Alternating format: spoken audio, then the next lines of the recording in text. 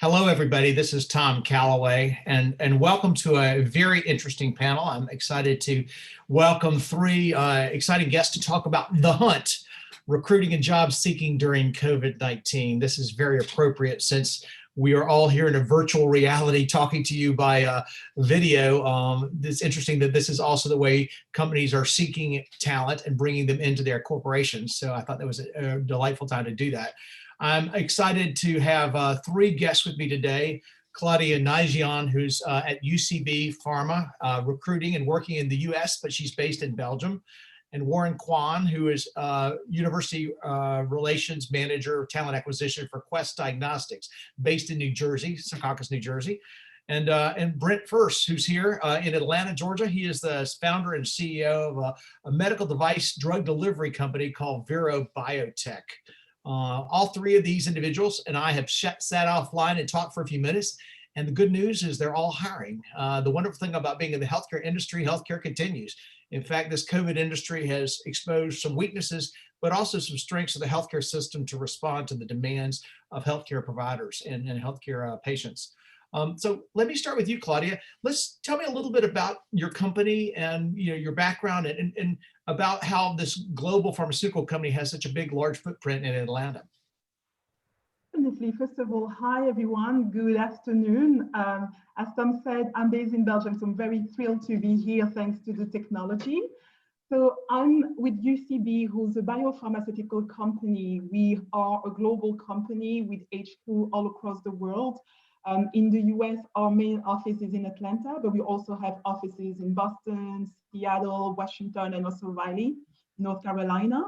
And we are focusing in three different therapeutic areas: immunology, neurology, and rare disease. So we are looking for different types of profiles, commercial profiles, scientific profile, or supportive function profiles. I'm responsible for the talent acquisition for North America. And I'm also the subject matter expert for any big strategic expansion project we have globally. So nice to meet you. And definitely COVID was a challenge this year. We had to change pretty quickly how we were recruiting because everything had to be done virtually. And at first it was a bit of a challenge because managers were not used to hire people that they've never met face to face. But in the end, we adapted the technology. So we switched it from Skype through Teams, which gave a better hiring experience for candidate and also hiring manager. In some instances, we use more assessment and tests. And definitely we are looking into more technology to do video interviewing and things like that going forward. So as I understand it, you're not only managing the recruiting, you're managing the process of recruiting, which I guess doubly those things impacted with the COVID virus and figure out how to deal with it. Yes, because for us, the importance is to give this great hiring experience for candidate, but also for a hiring manager, right? So I'm close to the process to understand what's working, what's not working well, providing more guidance and training session to hiring manager to explain, what they have to do today because we are in this virtual setting. In the past, we could fly people in or invite people in our own offices in Atlanta. And if you ever get a chance to go, it's a very, very nice campus. Today, we have to do everything virtually. So we also had to adapt how we were, setting up the interview, not having 5, 6, 7 people on one call, and really adapt that to really have the best experience possible. So Warren, tell us a little bit about Quest Diagnostics. You're becoming much more of an informatics company and CRO, right? I mean, you're moving from just laboratory testing to a broader set of services, correct? Absolutely. For those who aren't familiar with Quest Diagnostics, we're the world's leading provider of diagnostic testing, information, and services that patients and doctors need to make their healthcare decisions.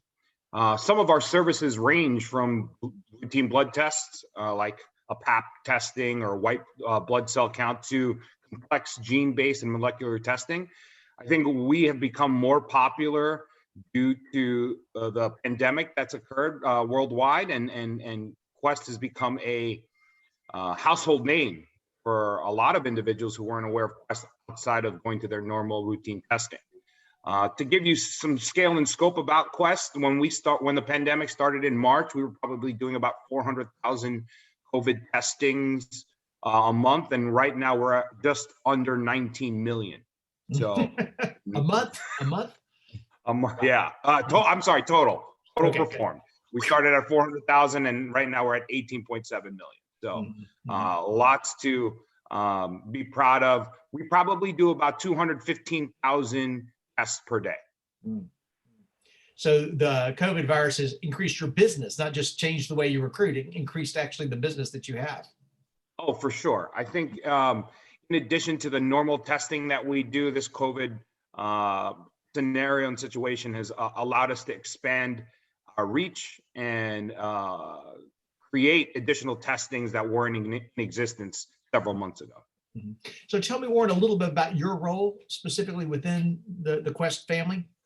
Yeah, I'm the University Relations Manager for Quest Diagnostics. Some of my key responsibilities is build partnerships and relationships with schools and universities all around the U.S. and connect students, recent grads, early talent, and intern candidates, opportunities that we have at our laboratories, as well as our office in Secaucus, New Jersey. So we're delighted to have you, and thanks for coming. So your facilities are all over, right? And your opportunities are all over the U.S. and internationally, or what do your opportunities look like? Geography. We do. We have international opportunities, but we're primarily focused on our opportunities domestically.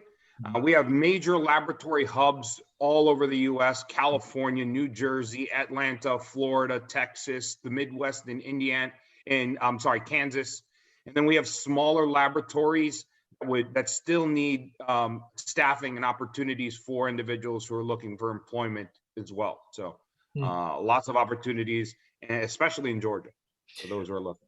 Well, we're glad to have you. Good. So Brent, you have an interesting story. It's actually talent that brought you here to Georgia. Tell us a little bit the story of your company and how you ended up in Atlanta. Absolutely. So Vero Biotech is a medical device pharmaceutical company focused on cardiopulmonary conditions. We designed, invented, and developed and manufacture a medical device that is a tankless nitric oxide delivery system. For those that aren't very familiar with nitric oxide, it's used on premature babies with pulmonary hypertension. It's used on all CV surgery and COVID. We're actually the first company in the world to ever treat a patient at home with COVID, the patient administering the drug and device completely on their own. That patient avoided vent validation, recovered fully at home in their own bedroom using our device. First time in the world that's ever been done. We launched our first product in March of this year. We are now working in very close partners with Children's Hospital of Atlanta, Emory, St. Joe's, all the hospitals in major metropolitan area, and about 40 hospitals nationwide so far, onboarding about 6 hospitals a month. In that time, as Tom alluded to, I moved the company here in 2016. The primary reason was to partner with the great academic institutions, but most specifically Georgia Tech. We were located in Boston initially, and I wanted to have a chance to really build a company in an area where we could partner with the world's leading biomedical engineering school. That's been phenomenal. Since that time, I've hired 131 people. We're exceptionally diverse. We're about 53% male, 47% female, 43% Caucasian, just very diverse, 65% millennial, a strong up and coming company. Very proud of where we are. And I have about, looking at the list, 9 unique engineering positions that I'm recruiting for now. So it's been a great run. Currently, we are focused on the acute care hospital medicine with our first device, but we're in the process of developing a transport system. This will be the first time that's ever been done, and also developing the use of inhaled nitric oxide outside the hospital walls in a device the size of an iPhone 6. True innovation, because the competitors that we work against, they use 50-pound tanks. We use a cassette about the size of, well, I'll show you this one, but the size of an 8-track cassette, for the few of us who remember what that is, right, Tom? I remember well. Yeah, the old school, a safe disposable cassette. So it's very exciting, and I'm very pleased to be here. Thank you. Yeah, that flashback to the Delta 88 my dad gave me to date when with the big 8-track tape you put in there, Henry Mancini, whatever. So anyway, it's great. Exactly. Yeah. Well, Brett, tell me a little bit about how is COVID impacting your business? Obviously, you're developing a product for that. It seems to me that the unique characteristics are they can treat themselves at home, which is the first thing. You would keep them out of the hospital, right? And then it's a home delivery solution. Well, in a couple ways. First, we of course, like no one else, we didn't anticipate COVID. We ended up launching in the middle of COVID. In our anticipation, we thought we would be launching to 6 distinct hospitals nationwide. What we quickly found out and had to pivot to is that those hospitals were locked down. They couldn't take on any change at all. So our device and the drug that we produce as a result of our device does allow hospitals extreme flexibility. And I gave the example of using the product at home. We actually did that research with Stanford. We've also established a protocol with the FDA at their request to help really drive some truth in the space about how nitric oxide in patients should be treated with COVID and nitric oxide. So what our device really does is eliminates all the burdens associated with tanks, which allows them to use it in every possible setting, avoid vent validation, but expand the use outside the hospital walls when it's necessary. So tell us a little bit about the science of nitrous oxide delivery in the lungs for patients that are having hypertension. What's the value and how does that work? So nitric oxide is a vasodilator. So it actually expands the vessels in the lungs, allowing more oxygen to come to the lungs and the lungs to recuperate. Now, there's a lot of theories. Nitric oxide actually won the Nobel Prize and has been attributed with as an antimicrobial, an antiplatelet, and a vasodilator. There's a lot of research out there now, I'd say about 35 trials just since COVID was identified that showed nitric oxide having a potential impact as an antimicrobial on patients with COVID. However, my own belief is that the primary value of nitric oxide in these patients is to intervene early at the appropriate doses, allowing the patient to stabilize and avoid vent validation or ventilator dependency, and that patient to use its own system to recover very quickly. I think it's the most conservative approach and where we've seen great success in the field. We do not have an indication in COVID, but nitric oxide is known as a vasodilator, and it is known to have a very positive impact on acute respiratory distress syndrome and serious acute respiratory syndromes, which is a result of COVID. So you're enabling a technology that already exists, but you're enabling it in a way that it can be delivered anywhere. Right? That's exactly right. Exactly right. So Claudia, let me jump back to you in the pharmaceutical industry. Are you seeing a big COVID impact upon your business as well? Or what are you seeing in terms of your business in COVID? So I would say because we are a biopharma company and we still need to deliver the drugs to the patient, we are, I would say, good in that space, right? We are next year looking at launching a new product on the market, and we are actually building a team. We see that we need to probably look at different skill sets from the candidate perspective, meaning how quickly or how strongly can you build relationship when you're not face-to-face, when you are in the remote setting, right? So this is something that we have to pay attention because we don't know when everything will be back to normal. So that's a bit more of the shift, is try to find new competencies that we can also assess today, knowing that probably in a year's time, we may still be, unfortunately, in this situation. So what are those key characteristics you're looking for? What kinds of things are you looking for in candidates in a general sense?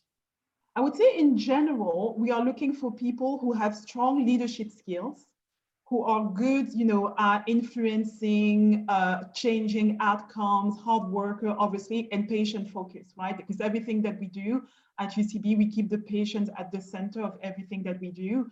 So we want to ensure that anyone who comes into the company fits with this culture, right? But now we need to add this remote setting element. So it is, how do you communicate? How do you articulate yourself? Right? How do you present yourself? And in some teams, you are piloting an assessment during the interview where we ask you to sell, just to see how you are operating, I would say, or navigating that interaction. Well, it must be interesting because you're already using these technologies to evaluate your candidates, and then that's also how you're evaluating they would respond to somebody who is also on a virtual call, right? A sales call or discussion. Yeah, definitely. And the resilience, right? Because I'm assuming everyone is being bombarded by a lot of questions or attention. So you also need to be resilient, that maybe at the first try you will not succeed and you have to try again, and be creative, innovative in your approach. Mm-hmm. And Warren, I know that the diagnostics is sort of holding the keys to a lot of the new oncology drugs that are coming out, that this molecular revolution in companion diagnostics is opening a whole new space. What kind of skills are you looking for in the physician communication or in the educational side? Are you looking for folks as well as people on the bench? I think for us, in addition to the hard skills that we're always looking for, I think we're looking for individuals who want to make a impact in healthcare, in the understanding that the pandemic is one aspect of our business, but it's not going to be the only aspect several years to come. That what you do today has effects, and how you participate in healthcare today has effects long term. We're looking for change agents. We're looking for individuals who are customer and patient focused, and in addition to all the hard skills that we consistently look for. So. And so what are some of the hard skills you're looking for? What are the technical skills that you're looking and seeking to find? Yeah, so depending on the positions, because we have several, if there are certifications that are required, you definitely need to accomplish those. I mean, if you're a medical technologist, a phlebotomist, a pathologist, there are going to be some certifications that and academic credentials that you're going to need. Obviously, we are like Claudia had mentioned, leadership tangibles are important because many of our positions have career paths, and we want to just make sure that we're bringing individuals who not only are going to be a leader by example, but have that goal to be a leader going forward. Mm-hmm. So you're looking for leadership. How do you test for that? I guess in the university setting, people are relatively early in their academic and political careers or relationship That's careers. actually How do you evaluate that? That's actually a really good question. So we're a firm believer that past performance dictates your future behavior. Mm-hmm. So even though you may not have a formal leadership role in an interview setting, be able to articulate how you've taken a leadership role in a particular project or an activity, or being able to delegate responsibilities, being a part of an organization, whether it be a club or sport, something to that effect, and then being able to articulate how you've been able to be an effective leader mm-hmm. through that scenario and situation is really going to help interviewers at Quest determine your potential for leadership ability. So Brent, you're looking for engineers, but also other types of people. What kinds of skill sets are you looking for? What is the phenotype of your perfect candidate or perfect employee? Curious, purposeful, passionate, team-oriented, all the things that they've articulated. I think the way we do it, first we have an ethos that is very disseminated consistently. We have town halls, aligning the organization top to bottom to our vision, mission, purpose, what kind of people to hire is absolutely critical. And you ask, how do you test for it? Well, I've always found we've had great success by having people tend to hire people like themselves, not in look, but just the phenotype, the way they act, what they talk about when they interview, all the hidden things that really make the difference in whether a team member is successful here. That's what we look for the most. We start by making sure that first the company is completely aligned, then have our own people ensure that across the entire organization, everyone knows who we're looking for, why we're looking for them, and how they'll fit in. Mm-hmm. Because particularly in this environment, tapping into your network, even participating in this Georgia Bio opportunity, gets our name out in the community. And we also communicate that every account that comes on board, I meet with the key decision makers, and we found that they themselves, we've hired so far this year 25 clinical educators, that's respiratory therapists. Not an easy thing to do in a pandemic, but they're all straight, highly experienced, and they've all come to us just through clear networking. So I guess, Claudia, one of the questions that's coming to me from other folks is, these guys seem to be recruiting more scientifically oriented people. Are you looking for just scientists and clinicians, or what are you looking for, Claudia, for the US? Different type of roles. So definitely we have the scientific, like in clinical or early development, as we call it. But we also have corporate function, like in talent, in learning, in finance, in communication, ethics and compliance. which are more, as I say, corporate function. And so we will be looking in all those different areas as well. Mhm. And so how does a person find their way into UCB in these other roles that are non-scientific or that are business development or strategy? So I will say that the best place to start is on our career site. Definitely, that's where we put all of our roles across the US and also internationally, if that's something that you will be interested in. We do have every summer a summer internship program. Mhm. So we start advertising around March or April to hire a student who could start in June or July and stay for 2 or 3 months. Mhm. Now, something new that will come up next year that we are building is an early career path within UCB for young graduates or people who have maybe 1 or 2 years of experience to really come through an early entry level career path within UCB. So that's also, if you stay connected to our UCB career site, you'll have all the updates.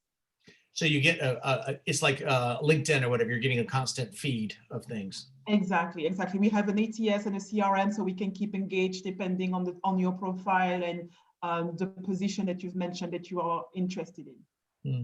And Warren, how are you finding people or identifying people who might be interested? I mean, what tools do you all use within Quest to reach folks? Warren? There's a few. Obviously, our career website is very important. It's something that you should engage and create alerts because we have positions for all different levels. Individuals are just looking to get experience in a laboratory setting for their resume, and then individuals who are experienced, maybe looking to pursue a different company within the geographic area that they live in. That's one definitive way to find our opportunities. Another one is if you're going through LinkedIn. LinkedIn is also a tool we use often. And I think the other thing you have to consider is the partnerships that we build with your local college or university program is another valuable resource. I know that I've been in touch with several colleges and universities and the career staff, and we set opportunities to do one-on-one information sessions as well as face-to-face, virtual interviews as opposed to face-to-face interviews due to the situation at the time. So those are easy 3 ways that you can reach out to us. A recommendation, if you do apply to Quest Diagnostics and you have the opportunity to get a name of the interviewer that you're going to be engaging with, I think looking them up in LinkedIn and sending them a follow-up message or a message after your interview really sets the tone for your interview process and lets them know that you're really engaged. So how important is somebody's LinkedIn then? Let's go back to how do you present yourself? I mean, how important is that for you, Warren? Are you going there to identify people as well as to review people who've applied, or how do you use LinkedIn? Absolutely. And it's funny because I think we're slowly starting to see a trend of individuals with a science background start to jump into LinkedIn. I think the early mindset was, hey, if I'm in a corporate setting, in finance, accounting, IT, then maybe LinkedIn's important.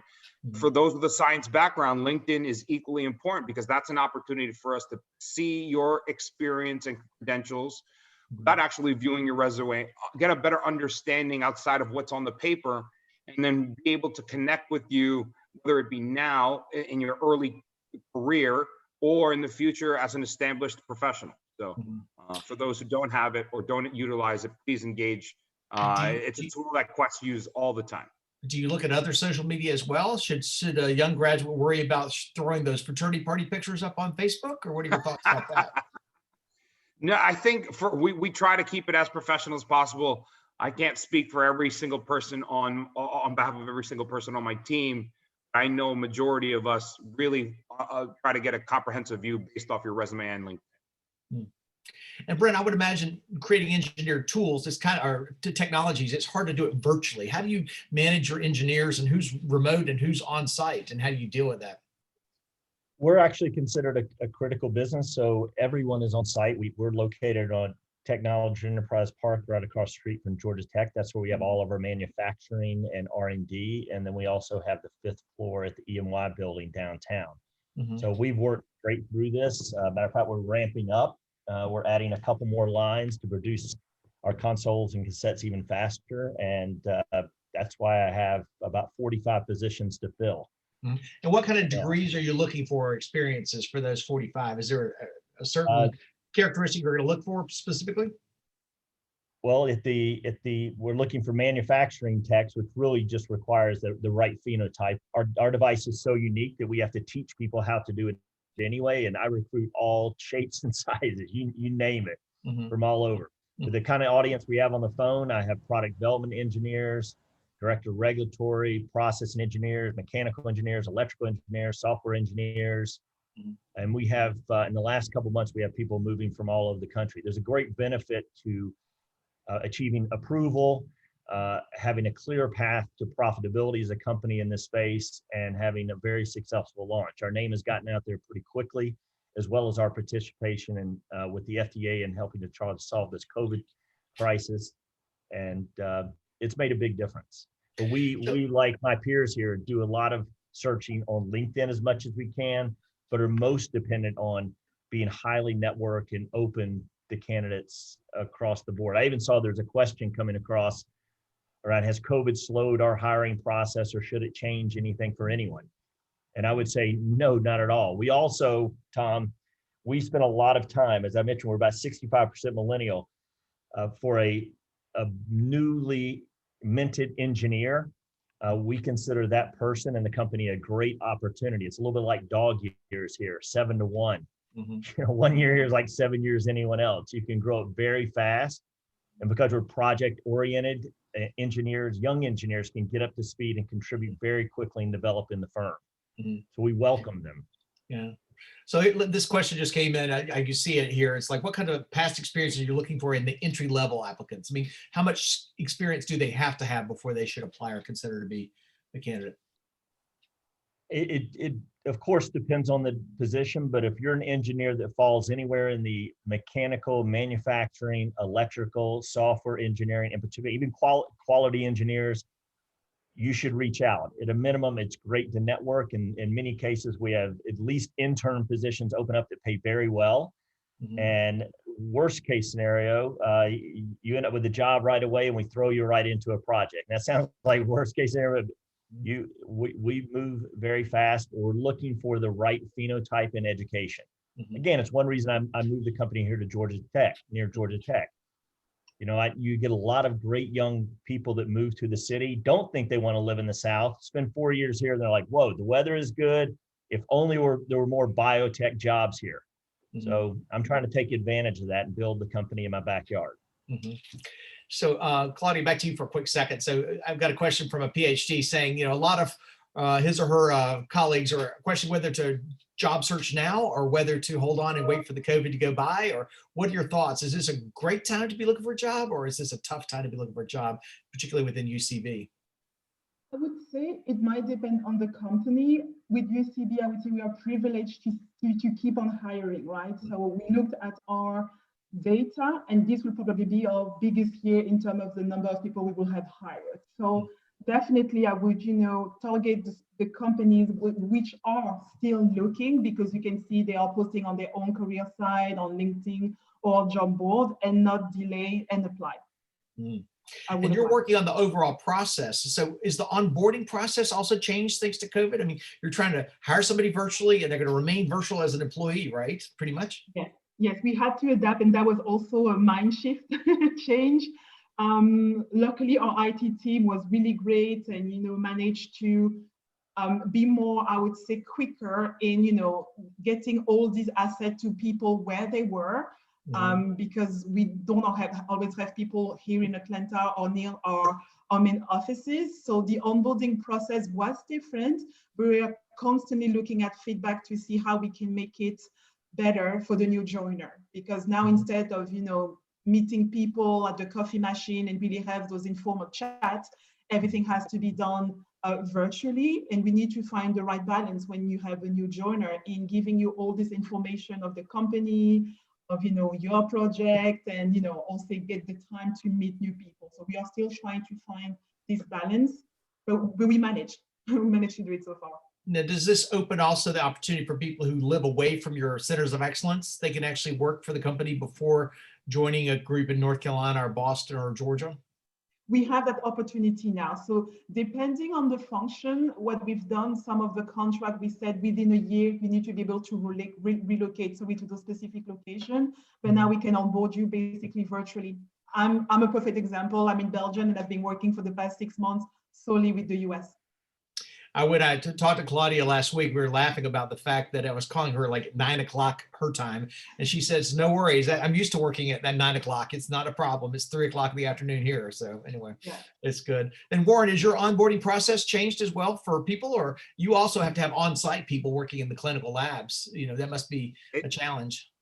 It has. And, even the individuals who come on site, normal onboarding would be a complete, comprehensive on-site onboarding. And now we try and do as much as we can on the front end. So when they come on site, it's just what's vital and essential for that location. Our corporate positions, our executive positions that we have available, our finance positions and such, those have changed because now we make sure that the onboarding, we have to create this onboarding experience completely virtual, and then make sure that they had all their materials and all their tools that they needed in order to continue working in that position. So it's been a fluid situation, just like COVID has been. I think the companies that are able to adjust and adapt continue their ongoing success. What's interesting is your volume exploded at the same time that it was harder to get workers to work on things, I would think, in terms of the issues. It did. And it was a rude awakening for Quest as a whole. But I think now we've stabilized and we've got a better handle on things and our staffing. And so how does your program work within the universities and your university partners? How do you partner with universities to attract talent into your laboratories and into what your services are? Yeah, so one of the things that we want to do is speak and engage in captive audiences. So we're working with leadership at the colleges and universities, trying to think about creative ways to engage those students who are looking for opportunities that we have immediate needs for right now. Information sessions are obviously one of them, but engaging some of their applicant tracking system platforms like Handshake, Simplicity, College Central, using all those platforms and then promoting our opportunities, I think is one of the effective and efficient ways that we're doing it. Having those relationships with colleges and universities and the leadership there to refer and direct students to us really has helped us tremendously. And so, Brett, you're an unusual person on this panel because you're actually the CEO, which I'm delighted because that shows how passionate you are about talent and how you need talent. So that's great. Tell us a snapshot of your background to get here, because some people on the audience would like to be you someday, whatever. So tell us a little bit about your journey and how you got here. Yeah, I actually started off as an intern at the Centers for Disease Control, and I credit that more than anything with how I got here, because it gave me an intense interest and passion for public health. And I ultimately worked my way I worked at the National Center for Chronic Disease Prevention and Health Promotion, which was in the middle of the HIV crisis, Office of Smoking and Health and the like. And they actually sent me to convince me, because I was pretty good with numbers. Instead of getting my MPH, they said you should get your MBA. And it took me about 4 weeks in my MBA program to decide I wanted to start building companies instead. Tom, I'm sure you can relate to that. I know that feeling. Yourself. And which led me to find a role at Bristol Myers Squibb, where I launched Plavix very successfully. That was a great one. Shearing Plow, which I had a great run. And then I started a company with a gentleman named Clyde Meanwell, the medicines company, which just about this past year sold to Novartis for $9 billion. And that was a great 15-year run that we had working acute care hospital medicine, cardiopulmonary. So 4 of us built that company over about a 15-year period. And Vero Biotech was an idea that I'd invested in. At the time, it was Geno, an idea that I'd invested in when I was running that company. And I just love building companies and love changing lives. And most importantly, in some ways, I love building the teams that make it all possible. So if anyone asks my advice, I say first find what you love. That sounds, and Well, I have There's a guy one of called, the, one of the questions from our, once you love something with all your heart, it shows you all your its secrets, right? right. Begin to Well, figure it out. one of the questions of the audience from an entrepreneur in our audience says, would you be interested in hiring somebody who's entrepreneurial but not an engineer? I mean, are you looking only for specific talent skills and stuff like that? No, I look, unbelievably, despite the fact that I was CFO of the National Center for Chronic Disease Prevention, I had a very hard time getting in the door of medical device pharma. Right. It doesn't make sense, but I did. So that's one reason I invest a lot into interns and the right kind of people, particularly on the commercial customer implementation side. I take a lot of what some would say risk, but it ends up being a great reward. Mhm. If you're the right kind of motivated, exceptionally curious, hardworking individual, I call it, poor, hungry, and driven kind of thing. Absolutely. We take bets on those kind of people all the time. Mhm. Matter of fact, I got a young intern here that came from Georgia College, was here for a 3-month, and now she's going to be a major part of our project management and customer implementation team. Mhm. She just got all those attributes. So love taking, I don't consider it a risk, it's investment. Mhm. That's why I say, if there are people that are out there, I know that you got some questions about what are the qualifications? Yes, we're looking for engineers, but most importantly, we're looking for people that want to build a company and are committed to the sacrifice that it takes. Mhm. It's a lot of fun. I mean, I love what I do. So Yeah, and Claudia, similarly, if a PhD is looking to transition into business development or whatever, do you consider that people are trying to transition from purely academic, either on the academic track or corporate life, but they're PhD scientists and want to get into the business side? Do you consider those folks, or is that people that we would pigeonhole more in their bucket of scientists? It will depend of the hiring manager at the end. Some will always look for transferable skills. Uh-huh. Your communication skills, how you can build, relationship, and how you can influence and impact. And definitely, I think within your PhD program, you have developed some of those skills. Mhm. So some manager would want to, look at the potential and invest the time in, learning with you, onboarding you, and developing you in that aspect. So I've seen that happen in UCB.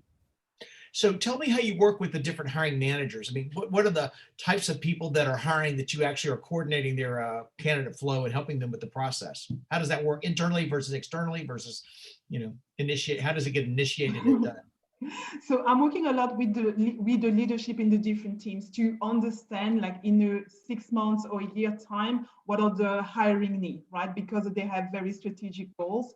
Mhm. And then we are looking at the makeup of their team. And in some teams, because of the project, we know that we need people with 5 years of experience in a specific area. In some other teams, we can say, you know what, maybe we can look at someone from another background, someone, who's young graduate. So we'll have this discussion really early on, just to have the right sourcing strategy in the end, right? And when we identify that we can have opportunities for entry level, we will always post on Handshake. We use Handshake a lot, which is a platform like a job board dedicated for a university. We'll go in some events. We've done one virtual event this year. It was in Belgium, but it had like a global, I would say, reach. So we try to be creative, to be in places where we can network as well with young professionals. But again, it's a lot of conversation upfront with the hiring manager to understand the need and how the right sourcing strategy will help them. Mhm. So you have to plan that far in advance. You're starting to think ahead a year from now or 8 months from now as to what your needs will look like. So, at the moment, we are looking at the hiring plan for 2021. So Warren, back to Handshake. It's interesting that's used by two of our biggest companies here. So tell me about Handshake and how it works and how do people use it, Warren, in Quintiles? Yeah, so it's a fantastic platform. I've used it for many years now, and really what it does, it allows a student to get exposed and have a good understanding of the company at the college level. So instead of, as opposed to going to the company website, it's all the platform, it aggregates all the company positions and puts them all in one place so students can scroll through and see which opportunities best fit them. It's college focused, college driven, and career centers and career personnel do a really good job promoting it to the students at the school, especially in the early years. So by the time they're upperclassmen, they have a full knowledge and understanding of it. So how does a person engage with it? Do they actually log on to it with their own account, or how does it work? Yeah, so they would create their own account with the help of the college and university, and they would complete their profile, upload their resume, input some of their interests, and then they'd be able to go based off of some of their skill sets and interests, find the companies and opportunities that would best fit them, and then directly express interest, which then our companies receive a notification to reply or engage. So it's a dating service kind of thing. You put it together and it matches you. It's Bumble from my world. Yes. Okay. Good. Yeah, I think so. Got it. Got it. And Brent, are you looking for sales folks as well? Are you just looking for engineers? I mean, is your product in the marketplace? Are you trying to sell into the hospitals now, or what does it look like? Yes, we're in the hospital, and we are not currently looking for sales folks, but we are constantly looking for clinical educators. Today, as I said, we have about 40 accounts that we're working with. Next year, we'll have well over 100. And the primary source for that is we have about 4 what I call salespeople that coordinate, but we have easily 10 times that number of clinical educators that are out there teaching people how to use insurance, implement it correctly, answering questions for them, and providing support. Those clinical educators are respiratory therapists. We do have an ever-growing social media presence, and so I am always looking for people that can work in that space and marketing. They mentioned some of the tools. We have innovation summits. One of the big draws to our company is that we are innovating in areas that no one ever considered possible, because we have a tankless system. We've eliminated all the risk associated with that, and the portability, the advantage of portability and improvement in health economics. So we share a lot of that on the social media and through innovation summits and talks that I give. And Georgia Bio is a great example. Just getting our name out there and allowing people to get to know us and then network with us does more to draw in talent than anything else for the company.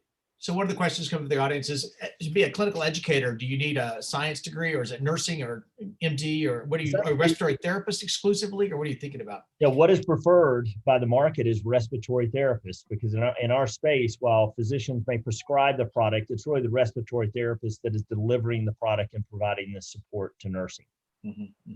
And are they geographically spread? Are you trying to make them more in Atlanta, or what are your thoughts? They're all over the country. We're spread all over the country at this point, and that's where we're growing the positions. And do you use, Claudia, do you all have clinical specialists or clinical educators like that in your pharma industry as well? Sales rep support, I guess, technical support, clinical support? Yeah, we do all across the US, however. So in Atlanta, we probably have a smaller commercial team, but all across the US, we have different type of commercial profile similar to that. So that would be a typical role you might look for in different fields. Is it neurology primarily, immunology? What areas are you thinking about? So immunology, neurology, and also rare disease.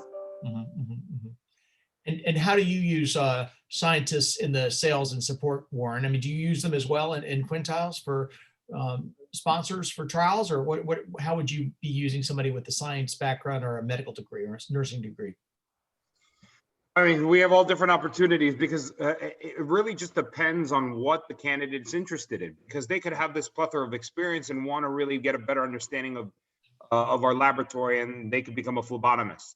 Even though they're highly qualified, they want to get a sense from the ground up. We have experienced individuals, and you were talking about this before, we have experienced individuals in the laboratory and in sciences who want to transition over to a corporate setting. And we welcome that experience, because it gives a whole world broader view of the industry. And it really does allow us to utilize the skill sets and abilities we wouldn't have had if we just had a tunnel vision approach to the opportunities that we have presented to the candidates. Claudia, I have a question for the audience. So you said you're planning 8 months ahead. If I'm about to graduate in May, when should I start worrying about getting a job or applying or getting into the marketplace? I would say for our summer students internship program, we already are looking on the market around March, April. Okay. So around that time, definitely as soon as you graduate, contact us. As soon as you've graduated, contact us. Because you're hiring that fast. And I'm sure, Brent, you want them now. So, right, your 45 spots, you would like them before they graduate, but you need to make sure they get their degree. So anyway. Yes, absolutely. I think earlier you engage, the better.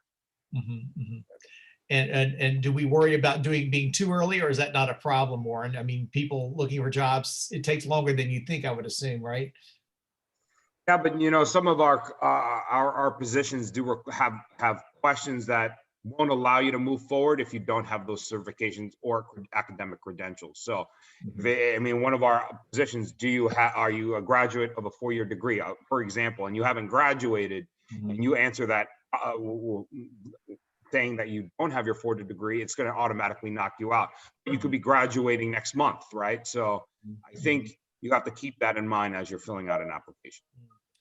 So let me go from Brent backwards to Claudia. So in final words, we have about 3 minutes here. Brent, what would you say you're looking for? And secondly, how to get to you or how to apply for these roles? Because I think that folks are very interested in tactical, let me get started here in this world. So first of all, you're looking for engineers. I hear that, right? And manufacturing.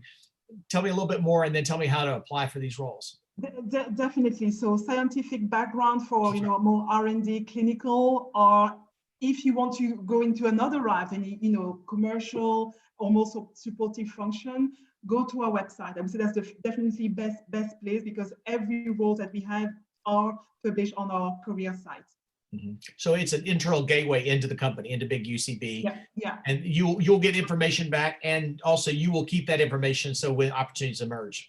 Exactly. So we have an ATS and a CRM, which means we can always follow up with the different candidates that we have in our database and send them communication on what's coming, giving information on UCB. More than welcome also to follow us on the, you know, typical platform, LinkedIn, Twitter. We are very active, so you hear about what's happening in UCB. But definitely, I would say our career site is the best way for UCB news on the jobs. And Brent, I'm a little concerned that you're doing this conference directly as CEO, but obviously you made this a priority for your company. So how would you like them to reach you for interest around engineering jobs or other things within the medical device field? Well, look, for all those that are watching this, I would say the interview starts now, and we're looking for problem solvers. So I have people that contact me directly on LinkedIn. I recruit on LinkedIn that are most difficult candidates. I just hired a general counsel. I stalked several candidates on LinkedIn that I knew the profile, and that helps. I mean, the fact that the CEO is so involved in key targets makes a big difference. The reason they respond, because the best people are seldom looking. You have to find them. And so I'd say the same thing to the candidates. If there's a job you want, there's an opportunity you want, it doesn't matter if you're 6 months away from graduating, start engaging now. We're looking for problem solvers, people that want to be part of a team and they're passionate and purposeful. That's the interview. You come in with a whole different level of credibility when you found your way in here. And Warren, what do you need? And what do you need these people to do to get you or get access to what's going on within Quintiles and opportunities there? Yeah, I think the most immediate thing you should do, all those who are watching, is connect with me on LinkedIn, and then contact your local college or university that you attend or program that you're a part of, and find out if they have a relationship with Quest. If so, we have already an established partnership, and I'll be able to get you through an interview process. And if they don't, there's an opportunity for Quest to build that relationship with them, not just for you, for future students. So that's the best way. And then also go into our website, company website at careers.questdiagnostics.com, and just view some of the opportunities, and then obtain that requisition number. Shoot me a message and I'll see what I can do to help. Wow, fantastic. Well, thank you so much, my panelists. It's great to have you here, and Claudia and Warren and Brent, good to have you with us. And thank you for continuing hiring. I'm delighted that our healthcare industry is not only booming, it seems like, but we also are hiring despite the fact that we have to do it virtually. So anyway, well, best of luck. And my email is up there, Tom@LifeSciencePartner, if I can be of help to anybody. And I'm sure each of you will be glad to LinkedIn's from our audience today. So anyway, thank you very much, everybody, and have a great day and enjoy the rest of the conference. Great. Thank you, Tom. Bye. Thank you, Tom. Bye-bye.